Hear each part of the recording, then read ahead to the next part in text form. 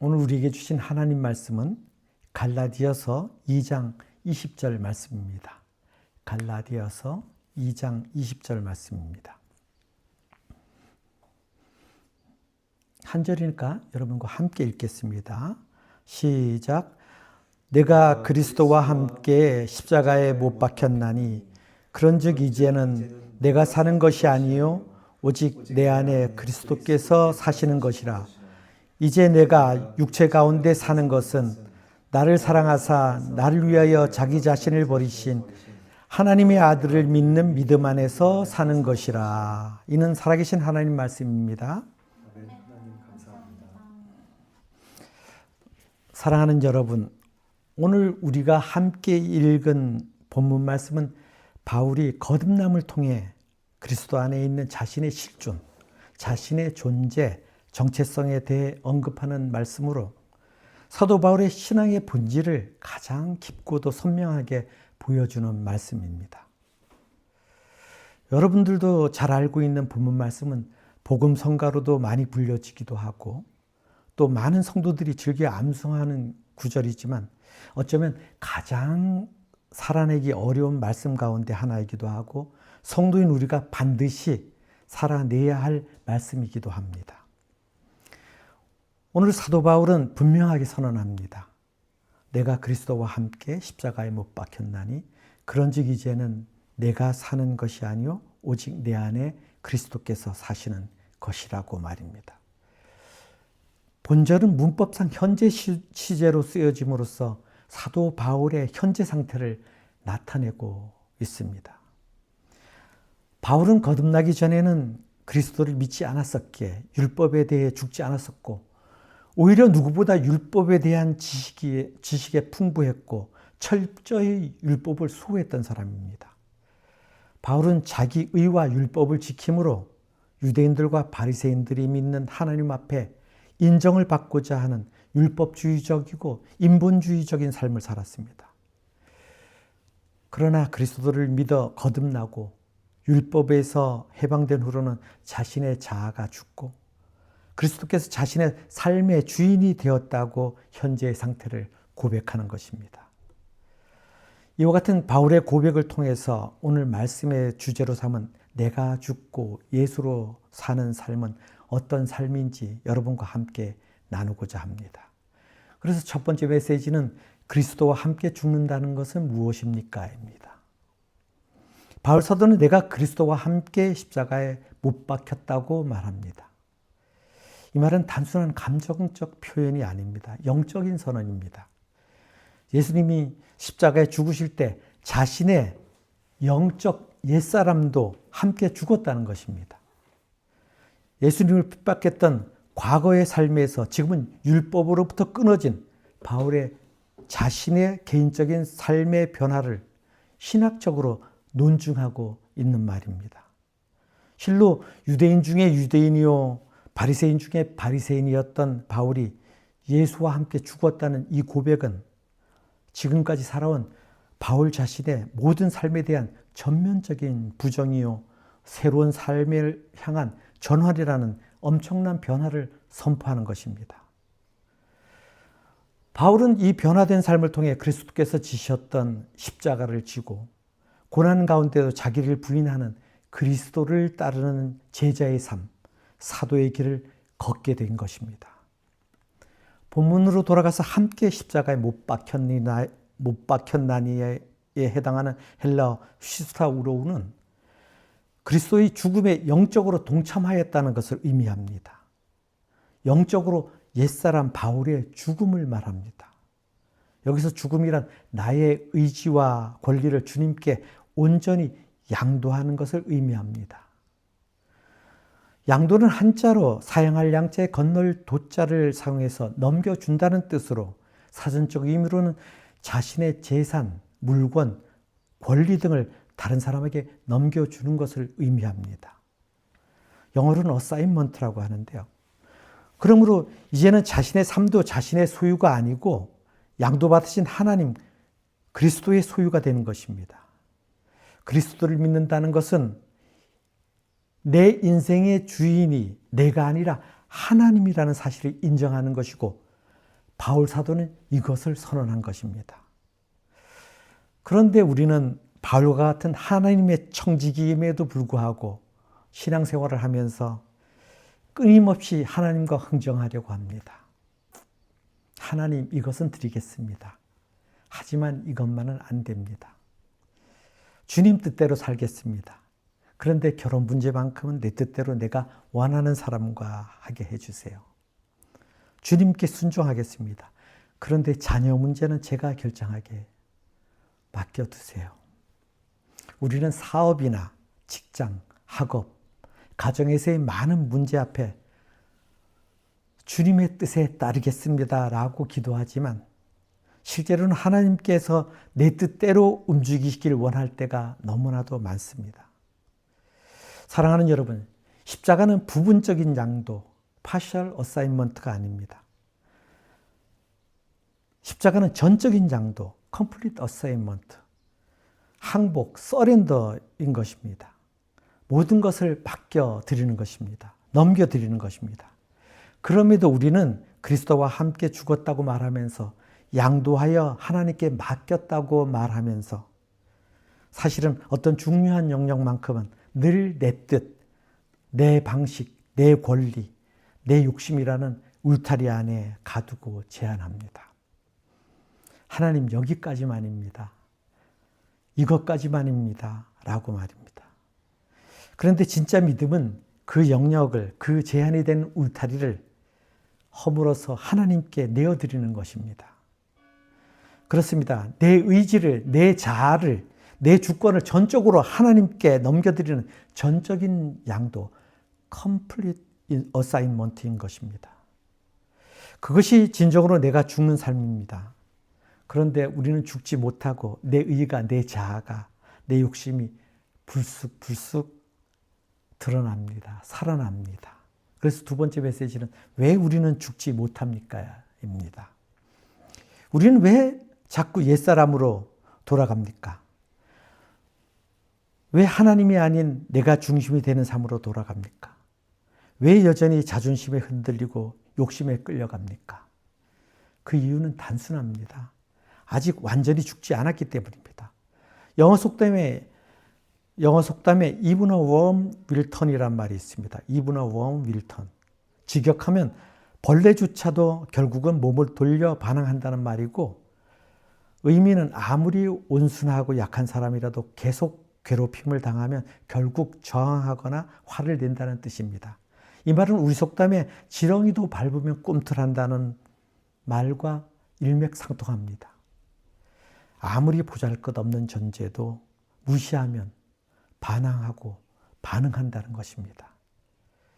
그런데 중요한 것은 왜 꿈틀하는 것입니까? 왜 반응하고 반항하는 것입니까? 그것은 살아있기 때문입니다. 우리도 그렇습니다. 누가 내 자존심을 건드리면 꿈틀합니다. 되갚아 주려는 마음으로 반응하고 반항합니다. 내 뜻대로 안 되면 분노합니다. 내가 인정받지 못하면 섭섭해합니다. 조금만 손해보던 것 같아도 참지 못합니다. 왜 그렇습니까? 내 안에 옛사람이 아직 살아있기 때문입니다. 옛 자아가 내 안에 살아있기 때문입니다. 나는 죽고 그리스도와 함께 사는 것이 아니기 때문입니다. 그래서 우리는 신앙생활을 오래 했어도 여전히 나 중심으로 살아갈 때가 많습니다. 심지어 사역도 그렇습니다. 주의 일을 한다고 하지만 사실은 내 열심과 내 의로 만족을 채우려 할 때가 있습니다. 우리는 때로 주님의 일이라는 대의와 명분을 앞세워 상대방에게 봉사와 헌신과 같은 영적 죽음을 재촉합니다. 그리고 강요합니다. 교회 행사나 청소와 같은 봉사활동, 교회에서 맡은 역할을 소홀히 하거나 제대로 안 했다고 자기 기준과 잣대로 지적하고 불평하고 재촉하며 강요하고 뒷담화까지 합니다. 그래서 헌신하면 헌신할수록 관계가 깨어집니다. 봉사하면 봉사할수록 예민해집니다. 불화와 반목이 생겨납니다. 사역할수록 사랑이 사라집니다. 왜 그렇습니까, 여러분? 그리스도가 드러나는 것이 아니라 내가 드러나고 있기 때문입니다. 자신이 십자가에서 죽었다는 사실을 잊은 사람의 모습입니다. 그렇습니다. 자기 죽음을 잊은 사람은 여전히 나 중심의 삶을 삽니다. 내가 하는 일이 가장 가치 있고 의미 있고 의로운 일이라고 착각하며 자기 의로 열심을 내므로 자기 만족을 채우려고 합니다. 그런 사람들은 봉사하면 봉사할수록, 헌신하면 헌신할수록 주변과의 관계들이 깨어집니다. 사랑이 사라집니다. 믿음은 내가 죽고 예수님이 사는 삶입니다. 그런데 문제는 무엇입니까? 우리는 내 안에 예수님이 산다고 말하면서도 여전히 내 뜻, 내 방식, 내 권리, 내 욕심, 나의 의를 붙잡고 살아갑니다. 하나님께 모든 것을 양도하여 맡겼다고 넘겼다고 말하면서 말입니다. 사실은 자신이 중요하다고 생각하는 영역만큼은 내 뜻, 내 방식, 내 권리, 내 욕심이라는 울타리 안에 가두고 내려놓지 못하는 것입니다. 그래서 사도 바울은 말합니다. 고린도후서 15장 31절 하반절에 나는 날마다 죽노라. 매일 죽는다는 고백입니다. 이 말은 무엇입니까? 신앙은 한 번의 고백이나 한 번의 체험으로 끝나는 일회적인 사건이 아니라는 것입니다. 믿음은 매일 죽는 훈련입니다. 끊임없이 죽는 것입니다. 오늘 죽었는데 내일 또 살아나는 것이 우리의 자아입니다. 그래서 우리는 끊임없는 경건 훈련이 필요한 것입니다. 그래서 늘 깨어 기도해야 합니다. 항상 말씀 앞에 서야 합니다. 성령님께서 함께 해야 합니다. 성령님께 민감해져야 합니다. 그래서 믿음은 살아있는 것이고 자라나는 것이고 훈련하는 것입니다. 세 번째 메시지는 예수와 함께 산다는 것은 무엇입니까? 입니다. 그런데 여러분, 신앙의 목적은 죽는 데 있지 않습니다. 죽음 이후에 있습니다. 오직 내 안에 그리스도께서 사시는 것이라. 여러분, 아멘입니까? 그렇습니다. 예수와 함께 죽는 이유는 예수와 함께 살기 위함입니다. 그렇다면 예수와 함께 사는 삶은 어떤 삶입니까? 내 힘으로 버티는 삶이 아니라 주님이 공급하시는 힘으로 살아가는 삶입니다. 바울 사도는 이렇게 고백합니다. 빌립보서 4장 13절에 내게 능력 주시는 자 안에서 내가 모든 것을 할 수 있느니라. 사도 바울이 그리스도께서 어떤 환경 속에서도 승리할 수 있는 능력을 주시는 분임을 확신하는 신앙 고백의 말씀입니다. 그렇습니다. 그리스도인은 그리스도와의 생명적 관계 안에서 모든 상황과 형편에 자족하게 되고 이길 힘을 갖게 되는 것입니다. 그리고 이것이야말로 그리스도인의 삶의 비밀이며 참된 능력의 원천이 되는 것입니다. 믿음은 스스로 내가 강해지는 것이 아닙니다. 여러분, 믿음은 하나님으로부터 끊임없이 생명의 말씀을 공급받음으로 지속되고 강해지는 것입니다. 예수님께서는 그래서 이 말씀을 포도나무의 비유로 말씀하셨습니다. 요한복음 15장 5절에 나는 포도나무요 너희는 가지라. 그가 내 안에 내가 그 안에 거하면 사람이 열매를 많이 맺나니 나를 떠나서는 너희가 아무것도 할 수 없습니다. 가지는 스스로 열매를 맺지 못합니다. 나무에 붙어 있을 때만 열매를 맺습니다. 우리도 마찬가지입니다, 여러분. 예수님과 연결될 때만 생명이 흐릅니다. 지혜가 공급됩니다. 사랑이 흘러갑니다. 관계의 열매를 맺게 됩니다. 그래서 중요한 질문은 이것입니다. 나는 얼마나 열심히 헌신하고 사역하고 있는가가 아니라 나는 그리스도 안에 얼마나 거하고 있는가, 그리스도와 함께하고 있는가입니다. 이 시간 이 질문에 저와 여러분이 자문자답, 스스로 답하고 스스로 묻는, 스스로 묻고 스스로 답하는 시간 되기를 바랍니다. 네 번째 메시지는 거의 그리스도인인가 온전한 그리스도인인가입니다. 제가 대학원에 들어가서 수강하게 된 존 웨슬리 목사님의 설교 강좌에서 충격을 받은 설교문이 웨슬리 목사님의 Almost Christian, 즉 거의 그리스도인이라는 제목의 설교였습니다.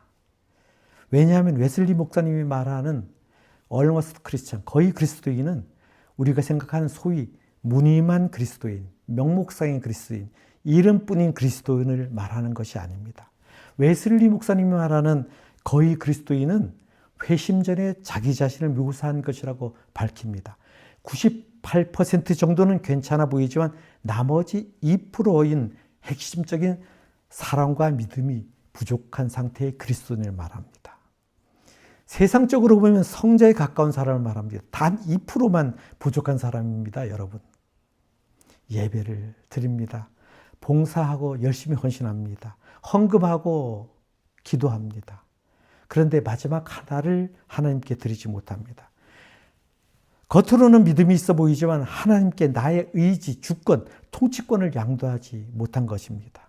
결론적으로 웨슬리 목사님이 말씀하시는 거의 그리스도인, almost 크리스찬은 교회에 다니고 선행을 베풀며 또한 겉으로는 복음이 금지하는 어떠한 것도 행하지 않는 성자처럼 보일지라도 예수님의 사랑이 없으며 마음 중심에 예수 그리스도가 없는 사람을 말하는 것입니다. 그래서 저는 그와 같은 외양마저 겉모습마저도 갖추지 못하고 또 그 기준에 절대 미치지 못했었기에 충격이었고 한편으로는 부담으로 다가왔습니다. 왜냐하면 하나님께서 거의 그리스도인도 얼머스트 크리스찬에도 다다르지 못한, 미치지 못하는 이렇게 부족한 자도 사용하실까라는 생각에서 말입니다. 그러나 하나님 우리를 얼머스트 거의에 머물게 하지 않으십니다. 하나님은 그런 우리를 온전한 얼투게더로 부르십니다. 그래서 얼머스트 크리스찬인 거의 그리스도인에서 얼투게더 크리스찬, 온전한 그리스도인으로 부르신다는 것입니다. 물론 우리는 완전하지 못합니다. 여러분, 누가 완전히 죽었다고 말할 수 있겠습니까? 그런데 중요한 것은 방향입니다. 완전함을 향해 몸부림치는 사람, 끝까지 내려놓으려고 애쓰는 사람, 하나님 앞에서 자신의 의와 씨름하는 사람, 그 사람이 믿음 안에 살아가는 사람입니다. 온전한 그리스도인, altogether 크리스천을 향해 가는 사람입니다. 사랑하는 여러분, 여러분은 무엇을 붙들고 있습니까? 내 의지입니까? 내 계획입니까? 내 자녀입니까? 물질입니까? 내 자존심입니까? 나에 대한 인정욕구입니까? 그리고 여러분은 무엇을 향해 갑니까? 세상의 부와 명예, 권력입니까? 이생의 자랑입니까? 하나님께서 오늘 우리에게 물으십니다. 정말 나를 믿느냐라고 말입니다. 믿음은 얼마나 많이 가졌느냐의 문제가 아닙니다. 믿음은 얼마나 많이 자신을 내려놓았느냐, 얼마나 많이 자신을 비웠느냐의 문제입니다. 그리고 그 내려놓음 속에 그 비움 가운데 그리스도의 생명이 흐르게 하고 그리스도의 생명으로 채우는 것입니다, 여러분. 끝으로 나는 죽고 예수로 사는 삶이란 구체적으로 어떤 것인지 말씀드림으로써 오늘 말씀을 마무리합니다. 나는 죽고 예수로 사는 삶이란 막연하고 추상적인 개념이 아니라 아주 현실적인 우리의 삶의 태도와 선택 속에서 드러납니다. 특별한 영적 체험만을 말하는 것이 아니라 매일의 삶 속에서 내 뜻보다 주님의 뜻을 선택하는 것입니다. 예를 들면 이런 모습들입니다. 첫 번째, 나는 죽고 예수로 사는 사람은 내 감정보다도 사랑을 선택한다는 것입니다. 누군가의 말에 상처를 받았을 때 내 자아는 즉시 반응합니다. 나도 똑같이 말해줄까? 갚아줄까? 대갚아줄까? 왜 내가 꼭 참아야 되지? 그러나 예수로 사는 사람은 다릅니다. 억울해도 관계를 살기 위해서 참는 것입니다. 먼저 다가가는 것입니다. 자존심보다 사랑을 선택합니다. 이것이 내가 죽는 것입니다. 두 번째, 나는 죽고 예수로 사는 사람은 내 계획보다도 하나님의 뜻을 묻습니다. 우리는 중요한 선택 앞에 있을 때 이미 답을 정해놓고서 기도를 할 때가 많습니다. 하나님, 제가 원하는 방향으로 하게 해주세요. 되게 해주세요. 라고 말입니다. 그러나 예수로 사는 사람은 주님, 제가 원하는 길이 아니라 주님이 기뻐하시는 길이 무엇입니까? 라고 묻습니다. 취업, 결혼, 자녀, 학업, 직장, 진로, 사역, 모든 인간관계 속에서 하나님의 뜻을 우선순위로 한다는 것입니다. 세 번째, 나는 죽고 예수로 사는 사람은 인정받고 싶은 욕망을 내려놓습니다. 우리는 봉사와 헌신, 사역을 할 때 인정받고 싶어 합니다. 목회자로부터, 사람들로부터. 왜 내 수고를 몰라주지? 왜 저 사람만 칭찬하지? 그러나 예수로 사는 삶은 사람들의 박수보다 하나님의 기쁨을 더 중요하게 여깁니다. 드러나지 않아도 충성합니다. 알아주지 않아도 섬깁니다. 왜냐하면요, 주님이 보고 계시기 때문입니다. 네 번째, 나는 죽고 예수로 사는 삶은 내 방식이 아니라 주님의 방법을 따릅니다. 우리는 결과만 좋으면 된다고 생각할 때가 많습니다.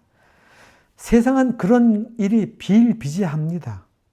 하지만 예수님은 수단과 방법, 과정까지도 거룩하길 원하십니다. 직장과 사업의 관계 속에서 정직을 선택하는 것, 손해를 보더라도 거짓말하지 않는 것, 유익보다 양심을 지키는 것, 이것이 예수로 사는 삶인 것입니다.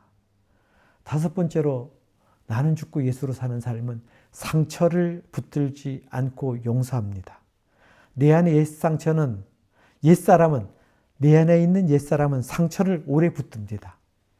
절대 용서 못해. 나는 그 사실을 기억하고 있어. 난 아직도 아파.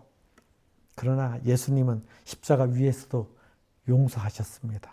용서는 감정이나 문제가 해결된 뒤에 하는 것이 아니라 믿음으로 순종하는 것입니다. 용서는 내 자아가 죽을 때 가능한 열매입니다. 여섯 번째로, 나는 죽고 예수로 사는 삶은 하나님과의 울타리를 두지 않습니다. 어떤 사람은 물질을 못 내려놓고, 어떤 사람은 자녀 문제를 못 맡기고, 어떤 사람은 미래에 대한 불안을 붙들고 삽니다. 예수로 사는 삶은 하나님 여기까지만요가 아니라 주님 이 영역까지도 주님께 드립니다 라고 전적으로 양도하는 것입니다. 고백하는 삶입니다. 마지막으로, 나는 죽고 예수로 사는 삶은 매일 말씀과 기도로 자신을 하나님께 복종시키는 삶입니다. 사도 바울은 나는 날마다 죽노라고 했습니다. 왜냐하면요, 우리의 자아는 끊임없이 다시 살아나기 때문입니다. 그래서 우리는 매일 말씀 앞에 서야 합니다. 매일 회개해야 합니다. 매일 성령의 도우심을 구해야 합니다. 주님, 오늘도 내 안에 주님이 함께 하옵소서. 이 기도가 나는 죽고 예수로 사는 사람의 기도입니다. 그래서 이와 같이 예수로 사는 삶은 결국 열매로 드러나게 됩니다. 관계 속에 사랑이 생깁니다. 조급함 대신에 평안이 생깁니다. 경쟁보다 섬김이 나타납니다. 자랑하기보다 겸손이 드러납니다. 사람을 살리는 말이 나옵니다, 여러분. 왜냐하면요, 이제는 내가 아니라 내 안에 그리스도께서 함께 하시기 때문입니다. 결국 나는 죽고 예수로 사는 삶이란 완벽한 사람이 되는 것이 아니라 매일 내 자아를 십자가 앞에 내려놓고 예수님의 마음으로 살아가는 삶을 선택하는 삶입니다. 넘어져도 다시 십자가 앞으로 가는 것, 그것이 믿음의 삶입니다. 사랑하는 여러분, 우리의 삶은 언제 거두어 가실지 모르는 광야의 나그네 인생임을 기억하시기 바랍니다. 오늘 이 땅에서 오늘이 마지막 날인 것처럼 믿음으로 살아가야 합니다. 그러므로 오늘도, 살아 숨쉬는 동안 항상 말씀과 기도로 깨어 있어서 나는 죽고 예수로 사는 삶으로 살아감으로 주님 주시는 진정한 기쁨과 평강을 누리며 영원한 하나님 나라를 소망하는 저와 여러분 되길 소망하며 말씀을 마칩니다. 아멘. 기도합니다.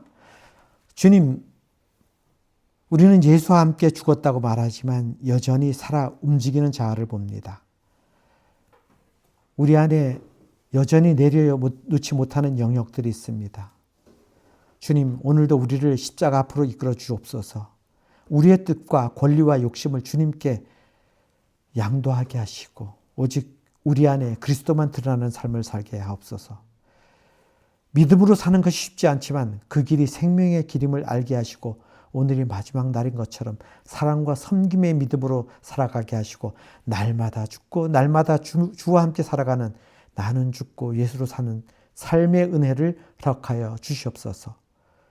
감사드리며 이 모든 말씀 예수 그리스도의 이름으로 기도드립니다. 결단 찬양하며